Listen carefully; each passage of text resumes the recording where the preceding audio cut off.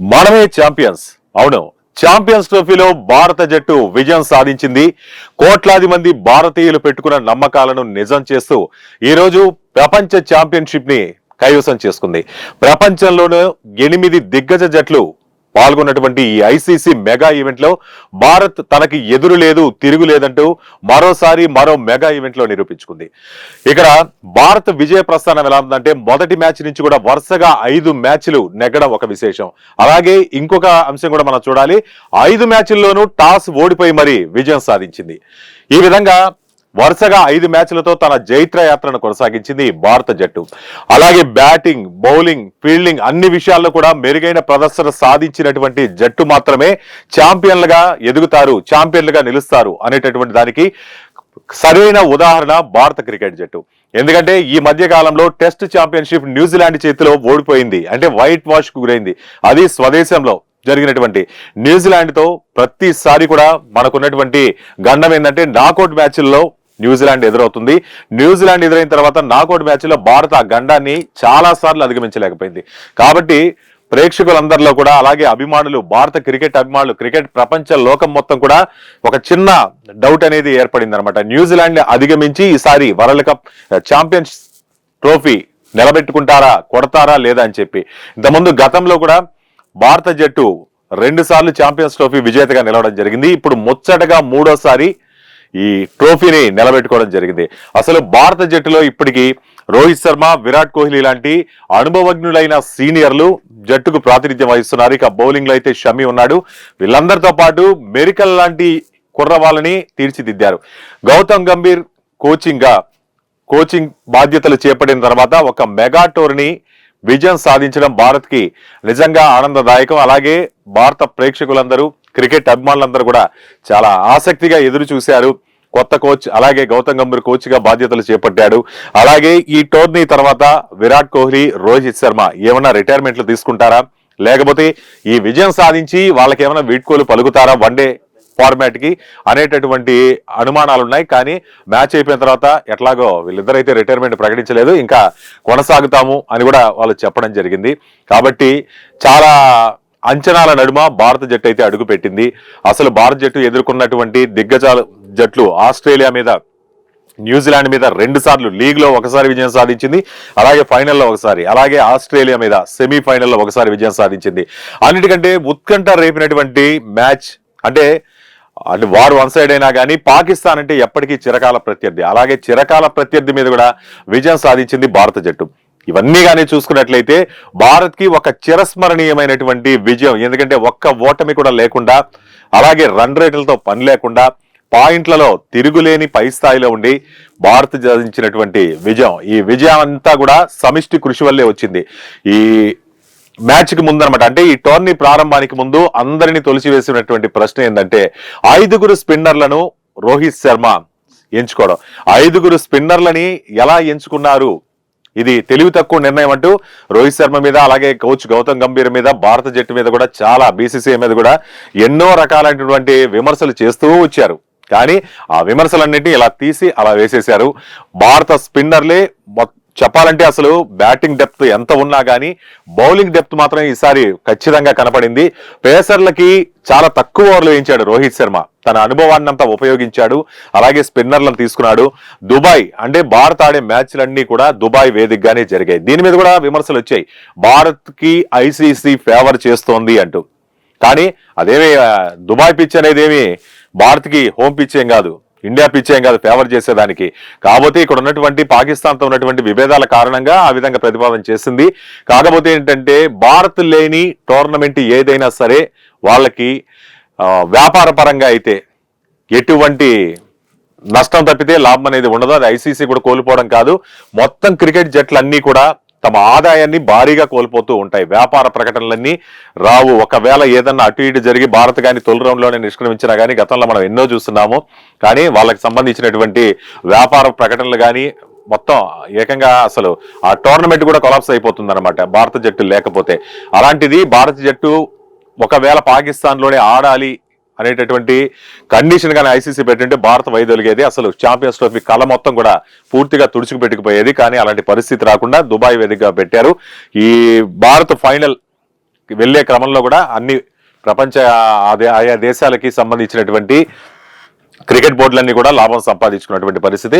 మొత్తంగా చూసుకున్నట్టయితే భారత జట్టు అయితే ఖచ్చితంగా ఈ ఛాంపియన్స్ అనే పదానికి ఖచ్చితంగా అర్హులు. దీని పట్ల మొత్తం భారతదేశం కూడా ఎంతో గర్విస్తుంది, ఆనందపడుతుంది. అసలు నిన్నైతే దేశ నలుమూలలుగా క్రికెట్ అభిమానులు బాణాసంచాలు కాల్చారు, స్వీట్లు తినుకున్నారు. అంటే క్రికెట్ అంటే ఎంత క్రేజ్ ఉందో భారతదేశంలో దీన్ని బట్టి మనకు అర్థమవుతుంది. కాబట్టి భారత్ అయితే ఎదురులేని విజయాలతో, తిరుగులేని విజయాలతో మొత్తంగా ఒక దండయాత్రే చేసేసింది ఈ ఛాంపియన్స్ ట్రోఫీలో. అసలు భారత ప్రస్థానం ఎలా జరిగింది ఏంటనేది ఒకసారి చూద్దాం. అంటే ఏ విధంగా ఏ టీముల మీద ఎలా విజయం సాధించింది, అదేమన్నా అలగవకగా వచ్చేసినట్టు విజయాలా, లేకపోతే చెమటోడ్చారా, లేకపోతే ఇంకేంటి, అసలు ఎలా అనేది ఈ రోడ్ మ్యాప్ చూద్దాం. ఒకసారి ఫస్ట్ మ్యాచ్ బంగ్లాదేశ్ తో జరిగింది. బంగ్లాదేశ్ తనదైన రోజున ఎటువంటి జట్టుకైనా గాని ముచ్చెమటలు పట్టించగలదు, వాళ్ళకి చేదు అనుభవాలు మిగిల్చగలదు. అటువంటి జట్టు బంగ్లాదేశ్ లో మంచి నాణ్యమైన బౌలర్లు, ఆల్రౌండర్లు, బ్యాట్స్మెన్లు వీళ్ళందరూ కూడా ఉన్నారు. వాళ్ళైతే అద్భుతంగా రాణిస్తూ ఉంటారు. ఒకసారి అయితే టీమిండియాకి షాక్ ఇచ్చినటువంటి పరిస్థితి. ఒక వరల్డ్ కప్ లో బంగ్లాదేశ్ చేతిలో భారత్ ఓడిపోవడం పట్ల ఏకంగా లీగ్ స్టేజ్ లోనే వాళ్ళు భారత్ ఇంటి ముఖం పట్టడం జరిగింది. అలాగే పాకిస్తాన్ కూడా ఇలాంటి అనుభవం ఎదురైంది. అలాంటి జట్టు మీద జరిగింది మ్యాచ్. ఆ మ్యాచ్ ఈ ఫస్ట్ మ్యాచ్ భారత్ బంగ్లాదేశ్ మధ్య. అయితే ఈ మ్యాచ్ లో భారత్ 6 వికెట్ల తేడాతో విజయం సాధించింది. ఈ మ్యాచ్ లో అంటే ఈ టోర్నమెంట్ మొత్తం కూడా రోహిత్ శర్మ టాస్ ఓడిపోతూనే ఉన్నాడు. మొత్తంగా చూసుకున్నట్లయితే ఈ టోర్నమెంట్ కాకుండా అంతకు ముందు కూడా కలుపుకుంటే మొత్తం 12 సార్లు టాస్ ఓడిపోయిన రికార్డ్ అయితే ఒక రోహిత్ శర్మ పేరిట లిఖించబడింది. అయితే దీనికి ముందు బ్రియాన్ లారా కూడా ఉన్నాడు. ఆయన క్యాప్టెన్సీలో 12 టాస్లు ఓడిపోవడం జరిగింది. ఇప్పుడు వీళ్ళిద్దరు కూడా ఆ రికార్డ్ అయితే సమన్ చేసుకున్నారు. సరే, బంగ్లాదేశ్ బ్యాటింగ్ దిగింది. మొదట టాస్ గెలిచి బ్యాటింగ్ ఎంచుకుంది బంగ్లాదేశ్. అలాగే మొదట బ్యాటింగ్ చేస్తూ వడివడిగానే వికెట్లు పడిపోయాయి. మొత్తంగా 5 వికెట్లు నేల కూలిపోయాయి. ఇంకా బంగ్లాదేశ్ పని అయిపోయింది. మొత్తంగా నల్లేరు మీద నడికే ఈ విజయం సింపుల్ గా అయిపోతుంది అనుకున్నారు. కానీ ఇక్కడే ఒక ట్విస్ట్ అన్నమాట.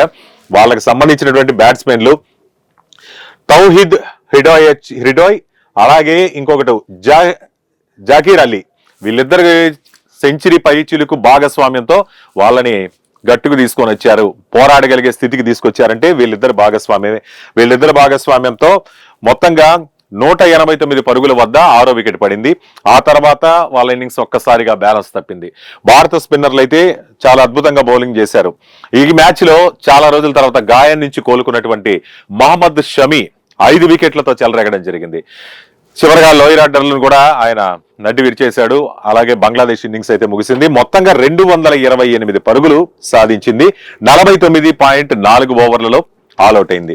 దీని తర్వాత లక్ష్య ఛేదనలో దిగినటువంటి భారత జట్టుకైతే శుభ్మన్ గిల్ ఎప్పట్లాగే తన ఫామ్ ని కంటిన్యూ చేశాడు. ఇప్పటికీ వరల్డ్ బెస్ట్ బ్యాట్స్మెన్ గా నెంబర్ 1 ర్యాంక్ లో కొనసాగుతున్నటువంటి శుభ్మన్ గిల్ అయితే సెంచరీతో మెరిశాడు. రోహిత్ శర్మ కూడా అద్భుతమైన ప్రారంభాన్ని ఇచ్చారు. వీళ్ళిద్దరూ 41 పరుగులు, రోహిత్ శర్మ 41 పరుగులు, శుభ్మన్ గిల్ సెంచరీ సాధించాడు అద్భుతంగా. ఒక కెప్టెన్ అలాగే శుభ్మన్ గిల్ సెంచరీ సాధించాడు. అలాగే కెప్టెన్ రోహిత్ శర్మ అయితే అద్భుతమైన సహకారంతో తొలి వికెట్ కే 69 పరుగులు చేసిన తర్వాత రోహిత్ శర్మ వెనుదిరిగాడు. ఆ తర్వాత విరాట్ కోహ్లీ కూడా వెంటనే. ఆ తర్వాత శ్రేయస్ అయ్యర్, ముఖ్యంగా శ్రేయస్ అయ్యర్ గురించి చెప్పుకోవాలి. ఈ మధ్య కాలంలో శ్రేయస్ అయ్యర్ ఎంతో నిలకడగా ఆడుతున్నారు. ఎందుకంటే హాఫ్ సెంచరీలు సాధించినా గానీ జట్టుకు అవసరమైన ప్రతి సమయంలో కూడా ముందుండి ఆదుకుంటున్నాడు. ఈ టోర్నీ మొత్తం కూడా శ్రేయస్ అయ్యర్ జర్నీ ఇలాగే కొనసాగింది. ఇప్పుడు వరల్డ్ కప్ గెలవడానికి కూడా ఒక ముఖ్య భూమిక, అంటే అందరూ కష్టపడినా గానీ శ్రేయస్ అయ్యర్ పాత్ర అనేది ఒక ప్రత్యేకంగా కూడా మనం చెప్పొచ్చు. శ్రేయస్ అయ్యర్ కూడా 15 పరుగులతోనే ఈ మ్యాచ్ లో విఫలమైనప్పటికీ తర్వాత మ్యాచ్ లో కూడా అతను చాలా అద్భుతంగా ఆడాడు.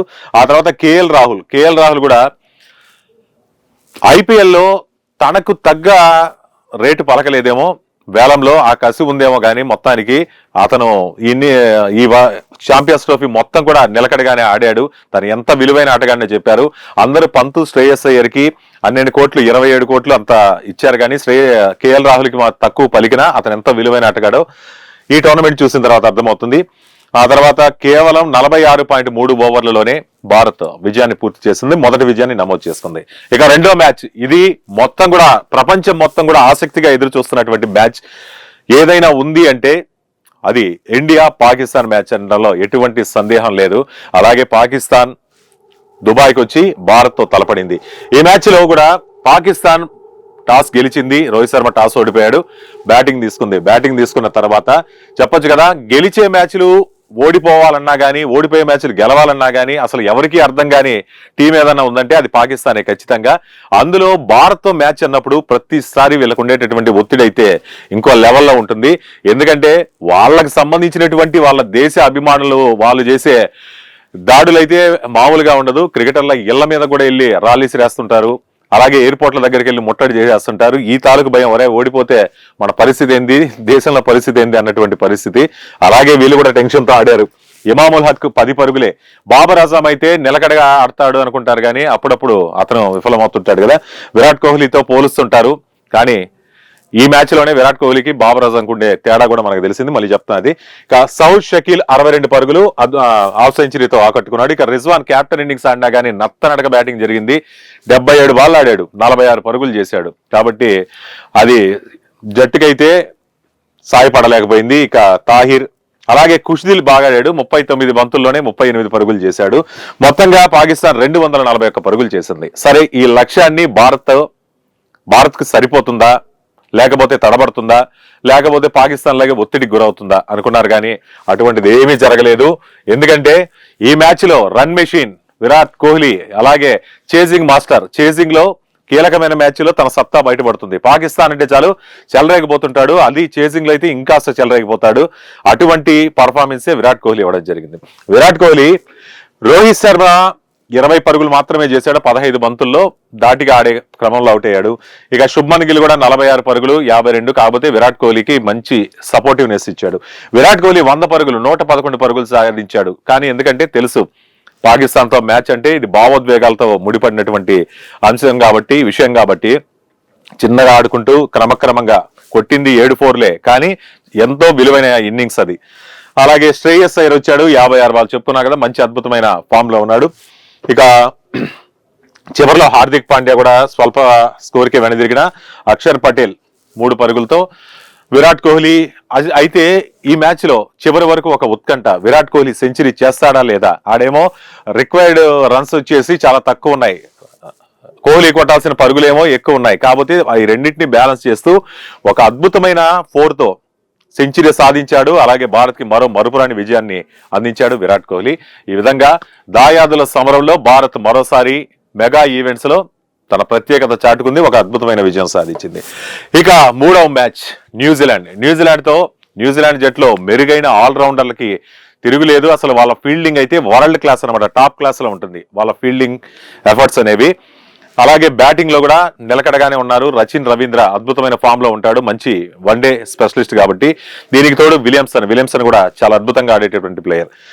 అయితే ఈ మ్యాచ్ లో కూడా భారత్ మొదట బ్యాటింగ్ చేయాల్సి వచ్చింది. టాస్ ఓడిపోయారు వాళ్ళు, న్యూజిలాండ్ బ్యాటింగ్ అప్పచెప్పింది. ఇక న్యూజిలాండ్ జట్టు వాళ్ళ బౌలింగ్ ముందు ఎలా ఆడుతుంది అనేటటువంటి ఉత్కంఠ. కాకపోతే ఇక్కడ రోహిత్ శర్మ, శుభ్మన్ గిల్ వీళ్ళిద్దరు స్వల్ప స్కోర్లకే వెనుదిరగడం జరిగింది. అలాగే విరాట్ కోహ్లీ కూడా ఈ మ్యాచ్ లో, అంటే గత మ్యాచ్ లో సెంచరీ సాధించినటువంటి విరాట్ కోహ్లీ ఈ మ్యాచ్ లో వెనుదిరిగాడు. ఇద్దరు అనుభవజ్ఞులైన బ్యాట్స్మెన్లు రోహిత్, కోహ్లీ ఇద్దరు కూడా అవుట్ అయిపోవడం జరిగింది. ఆ తర్వాత వచ్చినటువంటి శ్రేయస్ అయ్యర్ మరోసారి తన క్లాస్ చూపిస్తూ తన ఫామ్ ని కంటిన్యూ చేశాడు, 79 పరుగులు చేశాడు. అలాగే అక్షర్ పటేల్ మంచి సహకారం 42 పరుగులు. అలాగే కేఎల్ రాహుల్ 23 పరుగులు. అలాగే హార్దిక్ పాండ్యా ఈ మ్యాచ్ లో మంచి ఇన్నింగ్స్ ఆడాడు, 45 బంతుల్లోనే 45 పరుగులు చేశాడు. ఇక రవీంద్ర జడేజా 16 పరుగులు. అంటే మొత్తంగా చూసుకున్నట్టయితే మిడిల్ ఆర్డర్ నుంచి చాలా బిల్డప్ చేసుకుంటూ వచ్చింది, బాగా అద్భుతంగా బిల్డప్ చేసుకుంటూ వచ్చింది స్కోర్. కాబట్టి ఆ స్కోర్ అనేది 249 పరుగులు మాత్రమే సాధించగలిగింది. అద్భుతమైన ఆల్రౌండర్లు ఉన్నటువంటి జట్టు, మంచి ప్లేయర్ అంటే టాప్ ఆర్డర్ లో మంచి బ్యాట్స్మెన్ ఉన్నటువంటి న్యూజిలాండ్ కి 250 పరుగులు అనేది సరిపోతుందా, మన బౌలర్ల స్థాయి ఏంటి అనేది ఈ మ్యాచ్ లోనే తెలిసి వచ్చింది. ఎందుకంటే కేవలం 250 పరుగులు దాన్ని డిఫెండ్ చేసుకోవాలి. అది ఎలా డిఫెండ్ చేసుకున్నారంటే, విలియంగ్ మంచి ఫామ్ లో ఉన్నటువంటి బ్యాట్స్మెనే 22 పరుగులకు అవుట్ అయ్యాడు. ఇక్కడ రచిన్ రవీంద్ర అవుట్ అవడం అనేది ఆ జట్టుకి పెద్ద మైనస్ పాయింట్. ఎందుకంటే నిలకడగా ఆడగలడు, అద్భుతంగా ఆడగలడు. రచిన్ రవీంద్ర అవుట్ అయ్యాడు. ఇక కేన్ విలియమ్సన్ కూడా ఈ మ్యాచ్ లో 81 పరుగులతో తన క్యాప్టెన్ ఇన్నింగ్స్ కాదు, మాజీ కెప్టెన్ ఇతను. అలాగే టాప్ ఆటలో తన ఎంత విలువైన ఆటగాడిని మరోసారి నిరూపించుకున్నాడు. ఇక డారిల్ మిచెల్ విఫలమయ్యాడు 17, టామ్ లాథమ్ 14, గ్లెన్ ఫిలిప్స్ 12, అలాగే మైకేల్ బ్రేస్వెల్ 2 పరుగులు, అలాగే శాంటర్ 28 పరుగులు. ఇక్కడే భారత బౌలింగ్ అనేది ఏంటో మరోసారి తెలిసి వచ్చింది. ఈ మ్యాచ్ లో షమీకి వికెట్లు రాకపోయినా గానీ కేవలం 4 ఓవర్లు వేశాడు, 15 పరుగులు. ఎందుకంటే ఇక్కడ స్పిన్నర్లను నమ్ముకున్నాడు రోహిత్ శర్మ. ఈ మ్యాచ్ లో స్పిన్నర్లని 7వ ఓవర్లోనే బరిలోకి దింపడం జరిగింది. ఆ తర్వాత హార్దిక్ పాండ్యా 4 ఓవర్లు 22 వీళ్ళని పక్కన పెట్టాడు. అక్షర్ పటేల్ అయితే 10 ఓవర్లు వేసి కేవలం 32 పరుగులు. వికెట్లు ఎక్కువ దిగపోయినా బాగా కట్టడి చేయడం జరిగింది. ఇదంతో పాటు వరుణ్ చక్రవర్తి ఈ మ్యాచ్ లో తన మ్యాజిక్ ఏంటో చూపించాడు. ఇప్పటికీ మిస్టరీ స్పిన్నర్ గా మనం భావిస్తుంటాం వరుణ్ చక్రవర్తిని. వరుణ్ చక్రవర్తి తన మ్యాజిక్ ని మరోసారి చూపించాడు. 5 వికెట్లు తీయడం జరిగింది ఈ మ్యాచ్ లో, తీశారు. దీంతో పాటు కుల్దీప్ యాదవ్ కూడా 9.3 ఓవర్లు 2 వికెట్లు తీశాడు. కాకపోతే కొంచెం ఎక్స్పెన్సివ్ గానే ఇచ్చాడు రన్స్, 56 పరుగులు ఇవ్వడం జరిగింది. ఇక రవీంద్ర జడేజా కూడా 8 ఓవర్లు వేసి కేవలం 35 పరుగులు ఇచ్చి 1 వికెట్. అంటే స్పిన్నర్లని 5 స్పిన్నర్లని రోహిత్ శర్మ ఎందుకు నమ్ముకున్నాడు అనేటటువంటి విషయం అయితే ఇక్కడ క్లియర్ కట్ గా అర్థమైంది. ఎందుకంటే దుబాయ్ పిచ్ స్పిన్నర్లకి అనుకూలిస్తుంది. ఎందుకంటే మన దగ్గర ఉన్నటువంటి బౌలర్లే స్పిన్నర్లు కాదు, ఆల్రౌండర్లు. ఇందులో రవీంద్ర జడేజా గానీ అక్షర్ పటేల్ గానీ చాలా క్లాస్ గా ఇన్నింగ్స్ తీసుకెళ్లగలడు. అంటే వీళ్ళని బౌలర్లుగా కాదు, ఒక బ్యాట్స్మెన్లుగానే మనం చూడొచ్చు. అలాగే కుల్దీప్ యాదవ్, వరుణ్ చక్రవర్తి వీళ్ళందరూ కూడా అద్భుతంగా బౌలింగ్ చేసి విజయం సాధించారు. ఇక ఆస్ట్రేలియా గురించి మనం చెప్పాల్సిన పని లేదు. నాకౌట్ మ్యాచ్లు అన్నా గానీ, క్రూషియల్ మ్యాచ్లు అన్నా గానీ ఆ జట్టు ఎంతగా చెలరేగిపోతుందో ఇంతకుముందు చాలా సార్లు మనం చూసాము. అటువంటి మ్యాచ్ కాబట్టి ఆస్ట్రేలియాతో చాలా జాగ్రత్తగా ఉండాలి. ఈ విషయం టీమిండియాకు బాగా తెలుసు. కానీ ఎటువంటి ఒత్తిడి దరి చేరకుండా చాలా సులువుగా ఫైనల్లోకి అడుగు పెట్టినటువంటి మ్యాచ్ అన్నమాట ఇది. ఈ మ్యాచ్ లో టాస్ గెలిచినటువంటి ఆస్ట్రేలియా బ్యాటింగ్ తీసుకుంది. అయితే హెడ్ అనేది మనకు నిజంగా ఆ మన హెడ్కి పెద్ద తలనొప్పే. ఎప్పుడు చూసినా కానీ ఎటువంటి క్రూషియల్ మ్యాచ్లో మనకి తలనొప్పిగా తయారయ్యేటువంటి బ్యాట్స్మెన్, ఇప్పటికి కూడా చాలా మ్యాచ్ల్లో కూడా మన నుంచి విజయాన్ని లాగేసుకున్నటువంటి బ్యాట్స్మెన్. అలాగే మరో ఓపెనర్ కానాలై డక్అవుట్ అయ్యాడు. స్టీవెన్ స్మిత్ అయితే హాఫ్ సెంచరీతో మెరిశాడు కెప్టెన్ ఇన్నింగ్స్ ఆడి. అలాగే లబుషేన్ 29 పరుగులు, జోష్ ఇంగ్లీష్ 11, అలెక్స్ క్యారీ 61 పరుగులతో ఈ వికెట్ కీపర్ బ్యాట్స్మెన్ సత్తా చాటాడు. ఇక భారత బౌలర్లో షమి 10 ఓవర్లు వేసి 40 పరుగులు ఇచ్చి 3 రన్లు తీసి 3 వికెట్లు క్రూషియల్ వికెట్లు తీశాడు, మంచి పర్ఫార్మెన్స్. ఇక హార్దిక్ పాండ్యా 5.3 ఓవర్స్ వేశాడు, ఎక్స్పెన్సివ్ 40 పరుగులు ఇవ్వడం జరిగింది. అలాగే కుల్దీప్ యాదవ్ వికెట్లు రాలేదు కానీ 44 పరుగులు 9 ఓవర్లు. వరుణ్ చక్రవర్తి మరోసారి 10 ఓవర్లు వేసి 49 పరుగులు ఇచ్చి 2 వికెట్లు తీయడం జరిగింది. ఇక చివరగా రవీంద్ర జడేజా 2 వికెట్లు తీయడం జరిగింది. మొత్తంగా వాళ్ళని 264 పరుగులకి కట్టడి చేయడం జరిగింది. ఇక మరోసారి చేజింగ్ వచ్చింది, తెలుసు కదా. మళ్ళీ చేజింగ్ మాస్టర్ వచ్చాడు. విరాట్ కోహ్లీ చాలా అద్భుతంగా ఆడాడు. రోహిత్ శర్మ 28 పరుగులు చేశాడు 29 బంతుల్లో, చాలా మంచి టచ్ లోకి వచ్చిన తర్వాత అవుట్ అయ్యాడు. సుబ్మన్ గిల్ అయితే ప్రారంభంలోనే వేడి తిరగడం జరిగింది. ఇక విరాట్ కోహ్లీ తన క్లాస్ ఆటని మరోసారి బయట పెట్టాడు. తనని ఎందుకు రన్ మెషిన్ అంటారు, అలాగే చేజింగ్ మాస్టర్ అనేది మరోసారి బయట పెట్టి 84 పరుగులు చేయడం జరిగింది. అలాగే సెంచరీ చేసే క్రమంలో ఒక భారీ షాట్ కి ప్రయత్నించి అతను లాంగ్ ఆన్ లో క్యాచ్ ఇచ్చి అవుట్ అవడం జరిగింది మ్యాచ్ లో. ఇక శ్రేయస్ అయ్యర్ మరోసారి తన బాధ్యతాయుతమైన బ్యాటింగ్ 45 పరుగులు, అక్షర్ పటేల్ 27, కేఎల్ రాహుల్ 34 బంతుల్లో 42 పరుగులు. అంటే జట్టు ఒత్తిడిలో ఉన్న టైంలో కరెక్ట్ ఇన్నింగ్స్ ఆడాడనమాట కేఎల్ రాహుల్. అతనికి తోడు ఈ మ్యాచ్ లో కూడా కొంతవరకు టఫ్ సిచ్యువేషన్ అనేది ఒక 2-3 ఓవర్లు ఏర్పడింది. ఆ టైంలో హార్దిక్ పాండ్యా గ్రీజ్ లోకి రావడం, కేవలం 24 బంతుల్లో 28 పరుగులు చేశాడు, 3 అద్భుతమైన సిక్సర్లు, ఒక 4 బాది. భారత్ మీద ఉన్న ఒత్తిడినంతా గానీ తీసి పక్కన వేసేశాడు. భారత్ కి అయితే మంచి విజయాన్ని అందించడం జరిగింది. ఇక భారత్ ఫైనల్ కి వెళ్ళడం జరిగింది. ఇక న్యూజిలాండ్ సౌత్ ఆఫ్రికాతో జరిగినటువంటి మ్యాచ్, అలాగే సౌత్ ఆఫ్రికా కూడా నాకౌట్ మ్యాచ్ లో ఎప్పుడు ఒత్తిడితో వాళ్ళ టైటిల్ అందరినీ ద్రాక్షలాగా ఉంటుంది. ఈసారి కూడా అదే జరిగింది. వాళ్ళని ఓడించి ఫైనల్ కి రావడం జరిగింది. ఈ మ్యాచ్ లో మొదటగా మరోసారి రోహిత్ శర్మ టాస్ ఓడిపోయాడు. ఈ టోర్నమెంట్ లో వరుసగా 5వ టాస్ ఓడిపోయినటువంటి రోహిత్ శర్మ తొలుత ఫీల్డింగ్ చేయాల్సి వచ్చింది. అందరిలో ఒకటే టెన్షన్ అనమాట, న్యూజిలాండ్ టీం మీద మళ్ళీ ఒకసారి ఏమైనా జలక్కిస్తుంది అనేటువంటి టెన్షన్.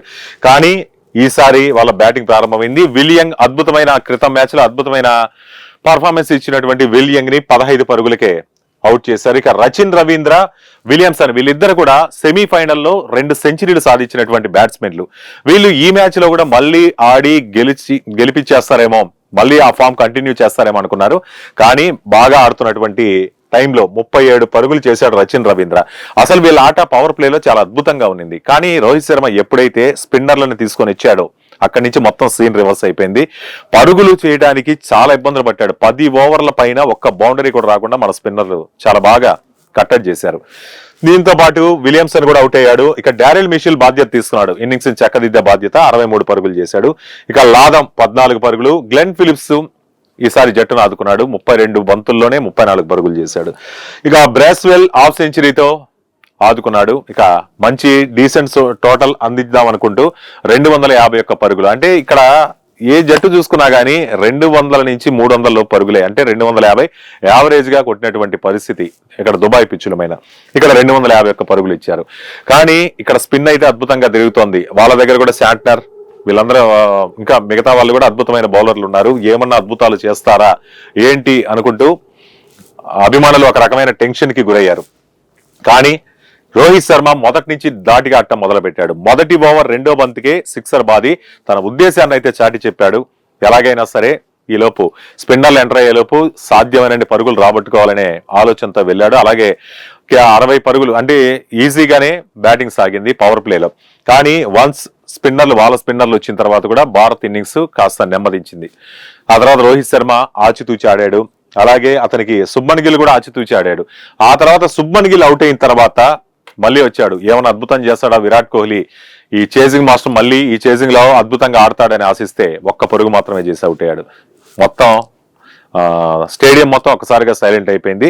కానీ ఇక్కడ టెన్షన్ ఏం పడాల్సిన అవసరం లేదంటూ మళ్ళీ శ్రేయస్ అయ్యరే ఈ సిరీస్ మొత్తం అద్భుతంగా తన పర్ఫార్మెన్స్ తో జట్టుకు వాల్యుబుల్ రన్స్ అందిస్తున్నటువంటి శ్రేయస్ అయ్యర్ మళ్ళీ తన క్లాస్ తో 48 పరుగులు సాధించడం జరిగింది. అతనికి తోడు అక్షర్ పటేల్ కూడా మంచి సహకారం అందించాడు. 29 పరుగులు చేశాడు.